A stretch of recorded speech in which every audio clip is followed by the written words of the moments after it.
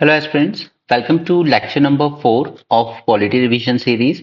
आज हम लोग बात करेंगे about the special status that Ladakh is seeking. तो इसी के रिस्पेक्ट में हम कुछ चीजें जानेंगे, जैसे what is this fifth schedule and sixth schedule, अलग अलग कमिटीज ने इन पर कब क्या कहा है। एंड सेकंड इज कि हम लोग पैसा एक्ट के बारे में भी जानेंगे, और इसी के साथ हम लोग लक्ष्मीकांत में जो भी स्टैटिक पार्ट है इसका वो भी कवर करेंगे along with the current affair. Okay, so let's start. No, first thing is, mains में आपसे क्वेश्चन भी एक बार पूछा गया था about this asymmetrical federalism. No, asymmetrical से पहले what do you understand by symmetrical? Symmetrical is that एक कंट्री में जितनी भी स्टेट्स हैं, जितनी भी यूनिट्स हैं, उसकी कॉन्स्टिट्यूएंट यूनिट्स, इन सबके पास इक्वल ऑटोनॉमी हो। ठीक है, जितनी भी दी गई है सबको बराबर दी गई है। बट सपोज कि एक स्टेट को कम ऑटोनॉमी दी जाए एंड दूसरे स्टेट्स को ज्यादा दी जाए, that is called as asymmetrical federalism. True federalism यानी कि बराबर powers, but asymmetrical that is कुछ स्टेट्स को हायर लेवल ऑफ ऑटोनॉमी दी गई है for certain reasons. India's federal structure is often referred to as asymmetrical federalism, which means that not all states or regions in the country enjoy the same level of the autonomy.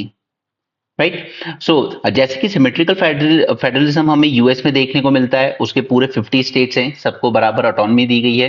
Her state का USA में अपना अलग constitution है। Okay, हमारे यहाँ ऐसा नहीं है, हमारे यहाँ एक ही कॉन्स्टिट्यूशन है जो सेंट्रल, स्टेट और सारे लेवल पे अप्लाई होता है। बट वहां पर हर स्टेट का अपना खुद का अलग कॉन्स्टिट्यूशन भी है, तो वो सिमेट्रिकल फेडरेशन माने जाते हैं, such as US, Australia, where all states have equal power, but India grants more autonomy to certain areas due to historical, cultural and ethnic reasons, जैसे कि हम लोग मोस्टली अपने नॉर्थ ईस्टर्न स्टेट्स में देखते हैं। ओके, जनरली ये वो रीजन होते हैं जहां पर लार्ज ट्राइबल पॉपुलेशन हो, जैसे Meghalaya, where local governance and autonomy are prioritized to preserve the indigenous traditions like Mizoram. Okay, तो इनकी शुरुआत क्या आजादी के बाद ही हुई थी? नहीं, ब्रिटिश टाइम पर ही इसकी शुरुआत हो चुकी थी, because here British colonial administration created excluded and partially excluded area under Government of India Act 1935 to manage the tribal region separately from rest of the country. अब ब्रिटिशर्स को ये करने की जरूरत क्या पड़ी? क्योंकि आप देखेंगे अधिकतर काफी सारे ट्राइबल रिवोल्ट्स हुए थे ड्यूरिंग ब्रिटिशर्स टाइम। ओके, और उनके ग्रीवांसेस क्या थे? उनके ग्रीवांसेस मोस्टली यही हुआ करते थे दैट हमारी जो भी इंडिजिनस ट्रेडिशंस हैं इनको डिस्टर्ब ना किया जाए, हमारा जो भी पैटर्न रहा है सोसाइटी का, हमारे सोशल इश्यूज में इंटरफेयर ना किया जाए। ओके, तो यहां पर ब्रिटिशर्स ने एक सेपरेट कैटेगरी क्रिएट कर दी थी इसके लिए, that is excluded and partially excluded areas under Government of India Act 1935। Okay, तो उसके बाद आजादी के बाद हमारे जो fifth schedule and sixth schedule बनाए गए कॉन्स्टिट्यूशन में, they were actually inspired by these colonial era policies, जो ग्रेटर ऑटोनॉमी देता है हमारे ट्राइबल रीजन्स को। ओके, अगर हम इन दोनों की बात करें तो एक्सक्लूडेड एरिया किसको कहा गया और पार्शियली एक्सक्लूडेड एरिया किनको कहा गया?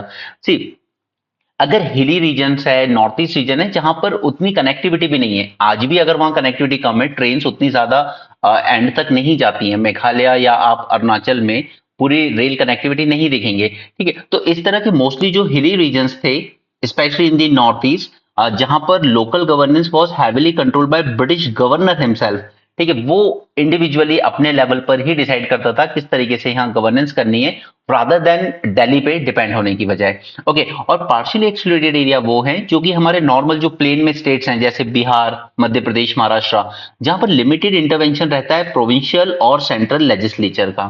ठीक है, इनको हम लोगों ने फिफ्थ और सिक्स्थ शेड्यूल में डाला, और ये दोनों इसी से इंस्पायर थे जो ब्रिटिशर्स बना कर गए थे। ओके, इसलिए आप देखेंगे कि आज भी हमारे यहाँ गवर्नर एंड प्रेसिडेंट, इन दोनों का रोल काफी इंपॉर्टेंट हो जाता है फिफ्थ और सिक्स्थ शेड्यूल एरियाज में, इररिस्पेक्टिव कि स्टेट लेजिस्लेटिव असेंबली भी है, वो भी लॉ बना रही है, पार्लियामेंट भी है, वो भी लॉ बना रहा है, बट उसके बाद भी गवर्नर और प्रेसिडेंट, इनका रोल काफी ज्यादा इंपॉर्टेंट हो जाता है, और ये सीधे सीधे excluded area and partially excluded area से ही इंस्पायर रहा है। ओके, तो लद्दाख का क्या इशू है? देखिए, लद्दाख के सिक्स शेड्यूल पे मैं ऑलरेडी आपके साथ मेंस 450 प्लस में एक प्रॉपर सेशन कर चुका हूं, राइट? बट यहां पर 2019 में एक national commission of schedule tribe, इसने रिकमेंडेशन दिया था that Ladakh should be under 6th schedule, क्योंकि तभी जाकर हम उसके कल्चरल हेरिटेज को प्रोटेक्ट कर सकते हैं and most importantly the land acquisition by the non locals, क्योंकि बाहर के लोग जाके अगर लद्दाख में लैंड खरीदेंगे तो वो चीज नहीं होनी चाहिए, बिकॉज वहां पर प्रिडोमिनेटली ट्राइबल पॉपुलेशन रहती है, mostly 97%। So it was actually the national commission of ST जिसने पहली बार कहा कि yes Ladakh should be covered under 6th schedule. Okay, but इसमें काफी सारे कॉन्स्टिट्यूशनल कंस्ट्रेंट्स हैं, जैसे 6th शेड्यूल हमने डेजिग्नेट किया स्पेशली नॉर्थ ईस्ट के लिए। आई टोल्ड यू ना, एएमटीएम, असम, मेघालय, त्रिपुरा एंड मिजोरम, इन चार के लिए ही हमने 6th शेड्यूल मोस्टली बनाया था। तो लद्दाख को अगर इसमें हमें ऐड करना है तो फिर वो प्रॉपर कॉन्स्टिट्यूशनल अमेंडमेंट के थ्रू ही हो सकता है, राइट। और अगर 5th शेड्यूल की बात करें तो वो कवर करता है रेस्ट ऑफ द कंट्री की, लेकिन 5th शेड्यूल में उतने स्ट्रिंजेंट नॉर्म्स नहीं है जितने लद्दाख डिमांड कर रहा है, वो 6th शेड्यूल में ही मिलेंगे फिर उसको। तो यहां पर government can bring a bill to amend the constitution if it chooses to include Ladakh in the 6th schedule. Okay, तो इसी न्यूज के साथ हम लोग अब अपना स्टैटिक से 5th शेड्यूल और 6th शेड्यूल दोनों के बारे में चीजें पढ़ लेते हैं, वो हमारे काम आएंगी एग्जाम में। बाकी आप लक्ष्मीकांत से भी इसे पढ़ सकते हैं, बट मैं यहाँ पे आपके साथ उन पॉइंट्स पर ही फोकस करूंगा मोस्टली जो बुक में पढ़ने के बाद भी आपसे गलतियां हो जाती हैं, जिसे हम सिली मिस्टेक बोलते हैं एग्जाम में। Okay, so first thing is 5th schedule of India applies to areas designated as schedule areas, right. First thing is कि 5th शेड्यूल अप्लाई वहां होगा उन एरियाज में जिन्हें हमने शेड्यूल एरिया डिक्लेयर किया होगा। ये वो एरियाज होंगे जहां पे सिग्निफिकेंट ट्राइबल पॉपुलेशन मिलेगी, हमें इकोनॉमिक बैकवर्डनेस मिलेगी एंड यूनिक एडमिनिस्ट्रेटिव चैलेंजेस होंगे।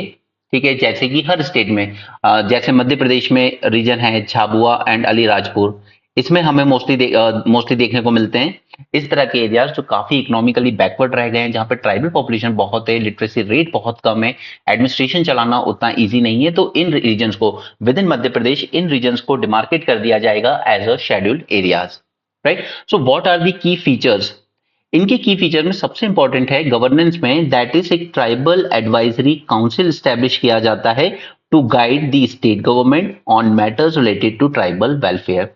ठीक है, स्टेट गवर्नमेंट को एडवाइस करने के लिए एक ट्राइबल एडवाइजरी काउंसिल बनाया जाएगा। जैसे हम इन्हीं दो डिस्ट्रिक्ट का एग्जांपल लेके चलें, झाबुआ एंड अलीराजपुर का, तो यहां पर एक ट्राइबल एडवाइजरी काउंसिल बनाया जाएगा जो एडवाइस करेगा स्टेट गवर्नमेंट को with respect to the welfare policies of the tribals, right.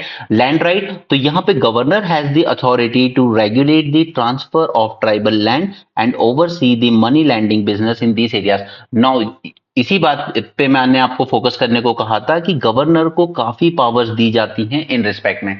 अब देखिए, अभी हम 5th शेड्यूल पढ़ रहे हैं, ओके, ये दिमाग में पहले बिठा लीजिए, हम 5th शेड्यूल पढ़ रहे हैं, इसलिए यहां पर ये पावर्स गवर्नर की तरफ दिख रही है, हमें प्रेसिडेंट की तरफ नहीं दिख रही है। अगर 6th शेड्यूल होता तो मोस्टली पावर उधर चली जाती। ओके, सो यहाँ पे लैंड राइट को लेके जो पावर रहेगी वो रहेगी गवर्नर के पास। सेकंड इज लॉ जो भी बना रही है स्टेट लेजिस्लेचर, क्या उसको मॉडिफाई कर सकते हैं या वो एज इट इज अप्लाई होंगे? तो यहां पे again governor can direct that laws enacted by parliament और state legislature do not apply और apply with modification in these areas to safeguard the tribal interest, right. तो इन दोनों चीजों के रिस्पेक्ट में गवर्नर को काफी पावर दी गई है and as of now 10 Indian states have designated schedule areas under the 5th schedule. अब ये भी याद रखिएगा कि अभी तक करीब 10 इंडियन स्टेट्स ऐसे हैं जिनमें हमें शेड्यूल एरियाज देखने मिलते हैं, जिनको गवर्न किया जाता है under 5th schedule.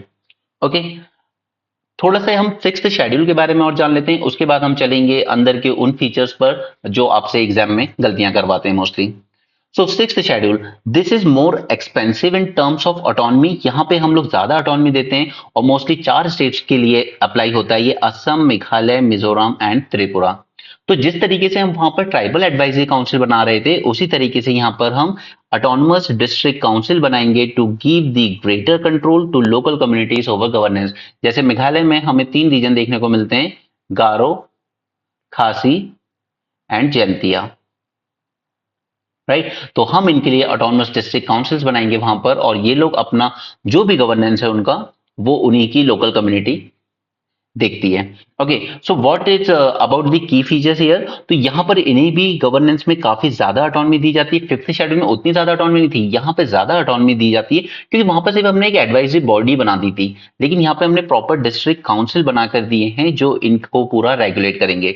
So these autonomous district council they can legislate, ये लोग खुद लॉ बना सकते हैं अपने with respect to land use, inheritance, marriage, and social customs provided their laws receive the approval from the governor. Okay जबकि fifth schedule वाले में ऐसा कुछ नहीं था, वो सिर्फ एडवाइस दे सकते हैं स्टेट गवर्नमेंट को अबाउट ट्राइबल्स वेलफेयर, बट यहां पर ये लोग खुद से प्रॉपर लेजिस्लेट कर सकते हैं, लॉ बना सकते हैं, बट गवर्नर का अप्रूवल इन्हें भी लेना पड़ेगा। Okay, so this is the most important point. Second is judicial power. ADCs are empowered to establish local courts to handle cases where both parties. Now focus on this. Both parties. Okay, ऐसा नहीं कि एक side tribal party है दूसरी non tribal. No, if the both parties are member of scheduled tribe. Okay, this is second point. Third is council can collect land revenue and impose taxes on profession, trades and other activities. तो यहाँ पर इनको taxation power भी दी गई है। In short six schedule grants more executive यानी कि टैक्स कलेक्शन जैसी power, legislative law making power, judicial that is local courts वगैरह बना सकते हैं, financial power to the local bodies offering a greater autonomy than the fifth schedule areas. Clear, तो ये major major चीजें समझ में आई फिफ्थ शेड्यूल और सिक्स शेड्यूल के रिस्पेक्ट में।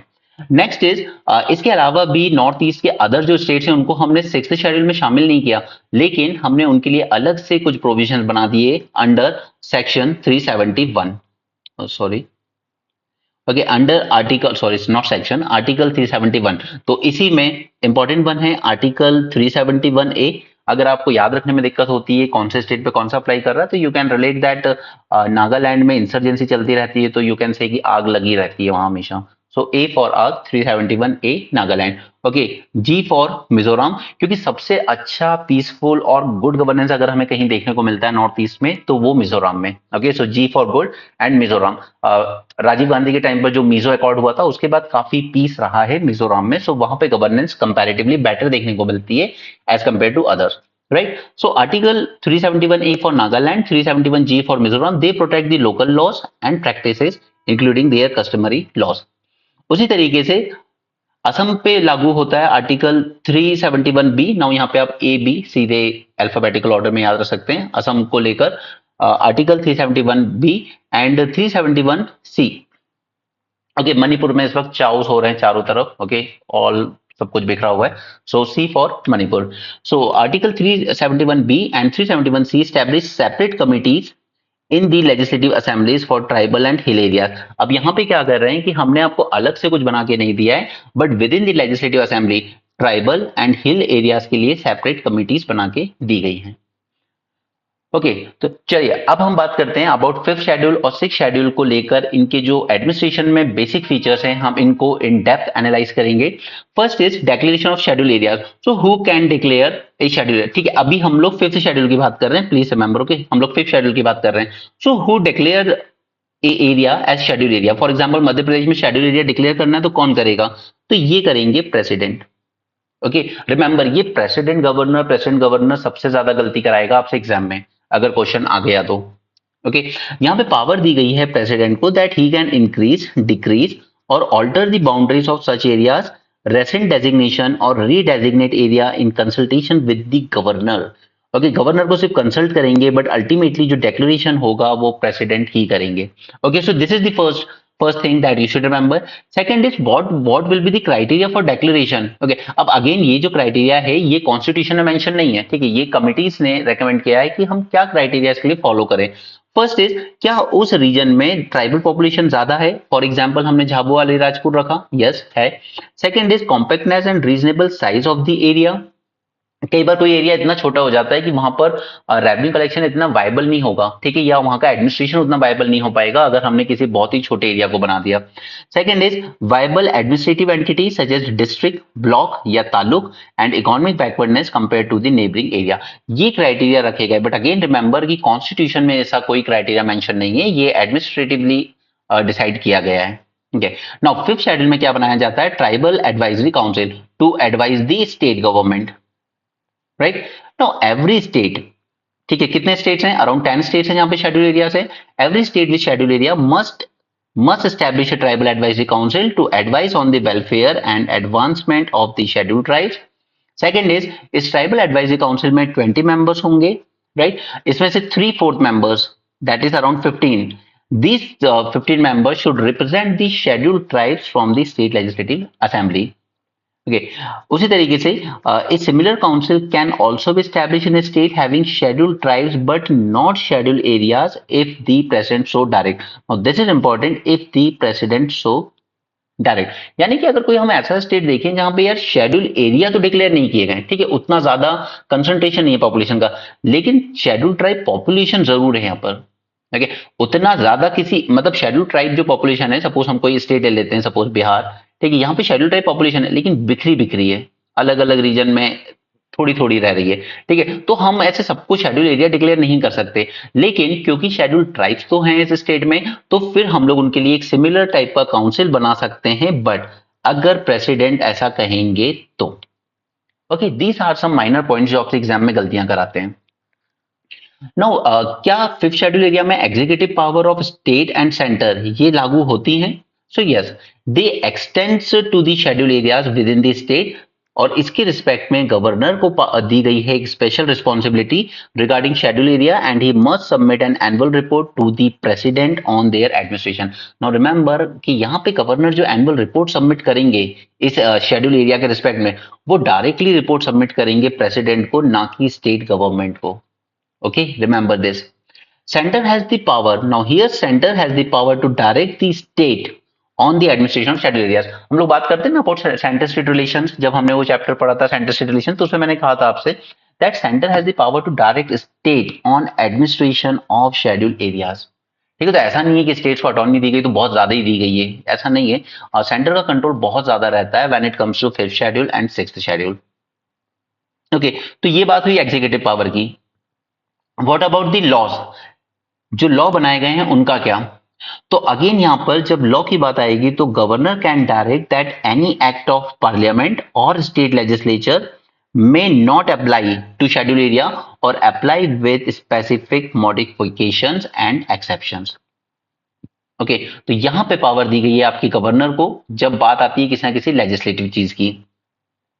अब यहां पे ये रेगुलेशन क्या इंक्लूड कर सकता है? इट कैन प्रोहिबिट और restrict the land transfer, it can regulate the allotment of land to the members of scheduled tribe, it can regulate the business of money lending, the governor's regulation may repeal or amend any act of parliament. No, this is a very strong special power। इसलिए आपको एक बार PYQ में mains में question पूछा गया था कि though governor is appointed by president but even then the governor is very powerful और he has more power than the president. ठीक है, अपॉइंट तो प्रेसिडेंट करते हैं इनको, लेकिन फिर भी गवर्नर के पास प्रेसिडेंट से ज्यादा पावर होती है इन चीजों की वजह से। जैसे यहाँ पे फिफ्थ शेड्यूल एरिया की जब हम बात कर रहे हैं तो गवर्नर्स रेगुलेशन में रिपील और amend any act of parliament. Parliament का एक्ट कब बनता है? तभी बन सकता है जब प्रेसिडेंट ने उसका एसेंट दिया हो, ठीक है, लेकिन उसी एक्ट को रिपील कौन कर सकता है शेड्यूल एरिया में? गवर्नर कर सकता है। ओके, सो इसी तरीके से छोटे छोटे फॉर्डर पॉइंट से ही आपका एक अच्छा आंसर बनता है। नो, कुछ कमीशन बैठी गई हैं for schedule areas. So constitution mandate that president, now यहां पे प्रेसिडेंट को अपॉइंट करनी होगी एक commission to report on the administration of schedule areas and the welfare of schedule tribes, and president may appoint such a commission at any time but must do so after 10 years from commencement of constitution। तो 50 में हमारा constitution commence होता है और 1960 में जाकर एक commission बनाई जाती है यूएन थेबर के अंडर में, जो अपनी रिपोर्ट सबमिट करती है 1961 में। इसके बाद सेकंड कमीशन बहुत लेट बनाई गई, that is in 2002, chaired by Dilip Singh Bhuria, which submitted its report इन 2004। तो ये दो इंपॉर्टेंट कमीशन के नाम हैं जो आपको याद रखने होंगे, एक यूएन थेबर कमीशन और दूसरी दिलीप सिंह भुरिया कमीशन। ठीक है, इनकी जो रिकमेंडेशंस थे ये आपको मेंस के लिए जरूर पढ़ने चाहिए क्योंकि वहीं से आप वो आंसर लिख पाएंगे। चलिए, अब फिफ्थ शेड्यूल एरिया के बारे में हमने सारी बातें जान ली। Let's come to sixth schedule area के एडमिनिस्ट्रेशन पे। Okay, now what about the administration of this tribal area? तो पहली बात, ये 4 स्टेट्स पे लागू हो रहा है, AMTM, राइट, एंड इन्हें हम डिफरेंटली ट्रीट क्यों कर रहे हैं? Because of their distinct cultural identity and they have not assimilated with the broader population like tribals of other parts. जैसे मध्य प्रदेश वगैरह के जो ट्राइबल्स हैं वो बेटर है as compare to these tribes in these 4 states. Okay, ये assimilate नहीं हो पाए उतना ज्यादा मेन स्ट्रीम से। As of now 10 tribal states हैं इन चारों स्टेट में। मेघालय में गारो, खासी, जैंतिया।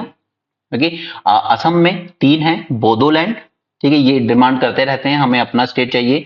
कार्बी आंगलोंग एंड नॉर्थ कचर, ये 3 हो गए असम में।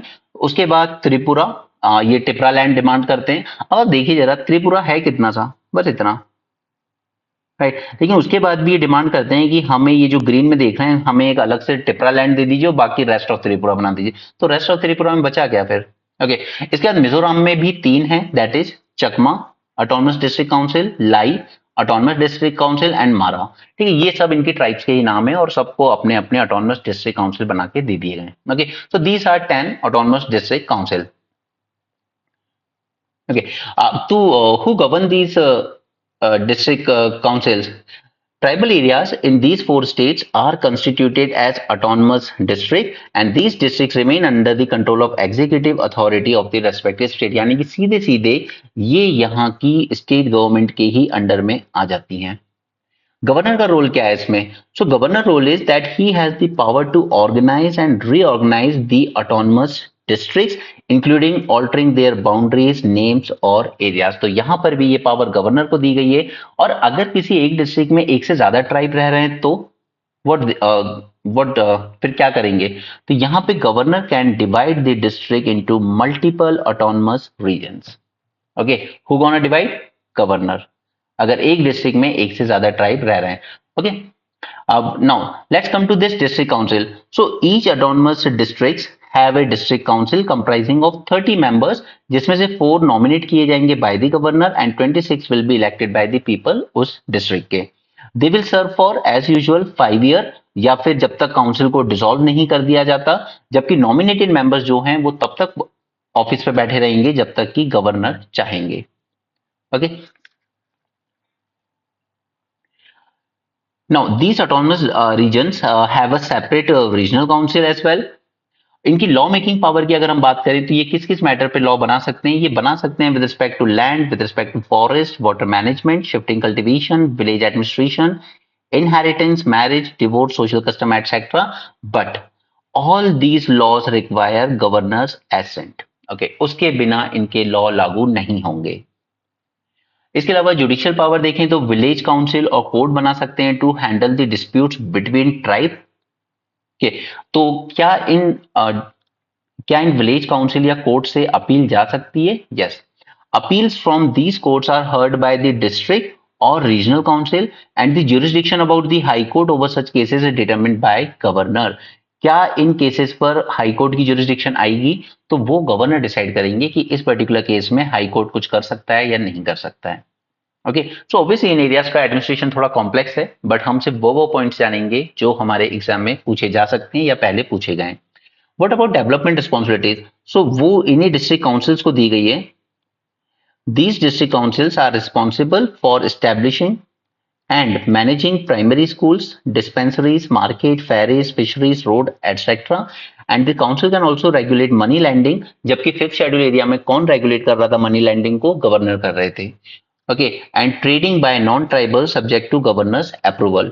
What about taxation power? Yes, they have the authority to assess and collect the land revenue and impose certain specified taxes। क्या इन्हें भी एग्जेम्पशन मिलता है from state and central laws? So yes, the act of parliament और state legislature do not automatically apply. The power of direction regarding the application of laws lies with either the president or the governor depending upon the state। So अगर असम के case में बात करें हम तो यहाँ पे governor has the power to decide on application of both parliamentary as well as state legislature act. इस बात को ध्यान से याद रख लीजिए। असम के रिस्पेक्ट में governor will decide, but Meghalaya, Tripura and Mizoram के रिस्पेक्ट में president has power to decide on application of acts of parliament, but governor has the power to decide power to direct the application of acts of state legislature। Okay, Assam के respect में पूरी power governor के पास है, लेकिन बाकी के 3 state में president के पास पार्लियामेंट के एक्ट लॉ के लिए और गवर्नर के पास स्टेट लेजिस्लेचर के लॉ के लिए। जबकि असम में चाहे एक्ट पार्लियामेंट का हो या स्टेट लेजिस्लेचर का हो, पावर सिर्फ और सिर्फ गवर्नर के पास है। Okay, this is the point जो बुक में पढ़ते वक्त आपके दिमाग से स्किप हो जाता है, राइट। तो यहां पर भी कमीशन अपॉइंट की जाती है time to time for autonomous district, तो ये गवर्नर अपॉइंट करते हैं इसमें, जबकि वहां पे प्रेसिडेंट कर रहे थे। Governor can appoint a commission to examine and report on matters related to administration of autonomous district or the regions. और फिर based on the commission recommendation, governor may dissolve a district or the regional council. Okay तो यहाँ पे हमने fifth schedule और sixth schedule से related important points cover कर लिए। नेक्स्ट हम लोग चलते हैं पैसा एक्ट। अब जब ये 73rd 74th अमेंडमेंट हो रहा था, उस टाइम कहा गया था कि यार ये जो पंचायत वाले प्रोविजंस हैं ये हम फिफ्थ शेड्यूल एरिया पे अप्लाई नहीं करेंगे। कब तक नहीं करेंगे?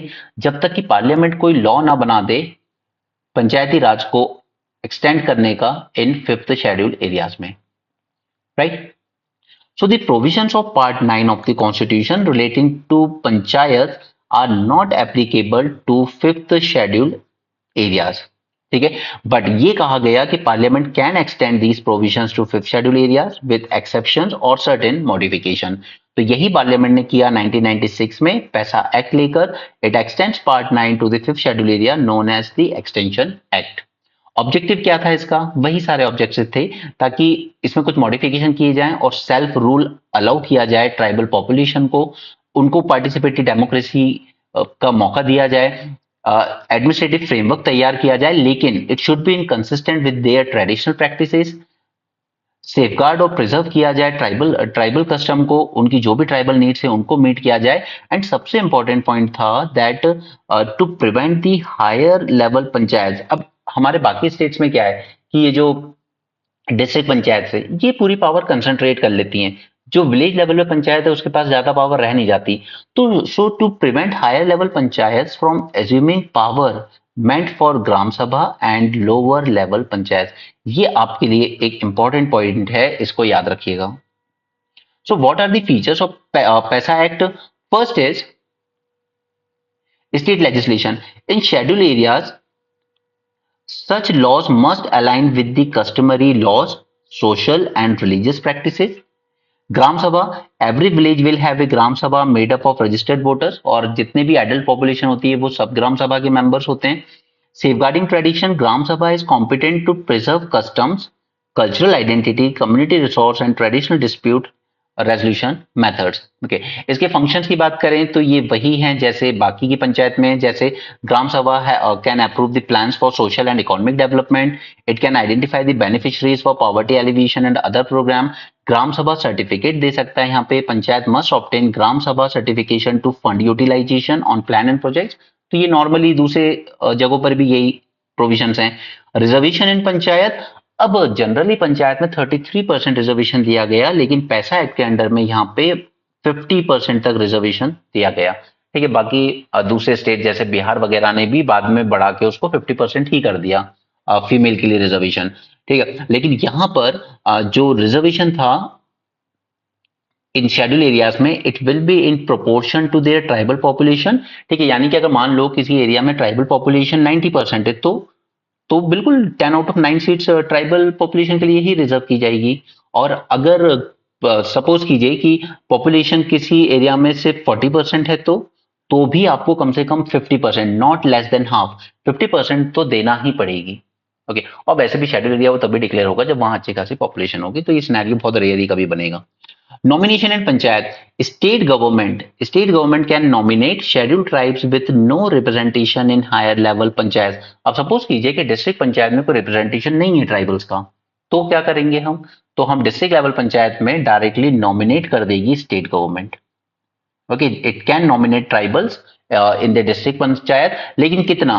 अगर उस डिस्ट्रिक्ट पंचायत की स्ट्रेंथ सपोज 50 है तो जस्ट 1/10, ठीक है, दैट इज 5 ट्राइबल्स को नॉमिनेट किया जा सकता है हायर लेवल पंचायत में।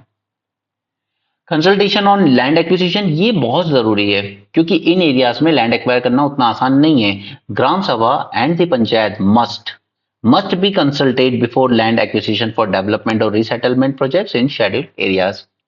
Water resource management, mineral rights, gram sabha और panchayat recommendations are mandatory. Okay, this is important क्योंकि मोदी सरकार ने इसमें काफी चेंजेस किए मिनरल राइट्स को एक्वायर करने के लिए। उन्होंने ये कह दिया कि पहले आप सब कुछ शुरू कर दो, उसके बाद कंसेंट ले लेंगे ग्राम सभा का। लेकिन बात यह है कि एक बार जब प्रोजेक्ट शुरू हो गया उसके बाद ग्राम सभा रिजेक्ट भी करके क्या कर लेगी।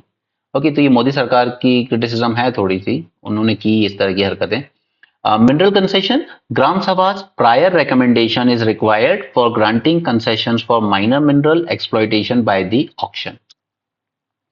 Now, here, state legislature must ensure that panchayats are endowed with powers to enforce prohibition or regulate intoxicants, own minor forest produce, prevent land alienation and restore unlawfully alienated land, manage village market, control money lending, oversee local institution and functionaries in social sector, and control local plans including tribal sub plans। ठीक है, तो ये सारी powers देनी होगी पंचायत को और ये इंश्योर करेगी state legislature.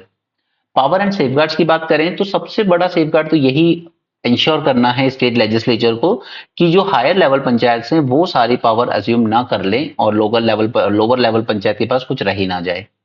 Sixth schedule pattern. So state legislature should follow sixth schedule pattern in designing district level panchayat arrangements in the scheduled areas. What about कि अगर कोई लॉ इनकंसिस्टेंट है विद द पैसा एक्ट, तो ऐसा कोई भी लॉ अगर ऑलरेडी इन फोर्स है जो इनकंसिस्टेंट है पैसा एक्ट के साथ, तो वो 1 साल में लैप्स हो जाना चाहिए। Okay, it should cease in 1 year। All right, so that's it for this session. Thanks for joining. Have a great day and keep learning.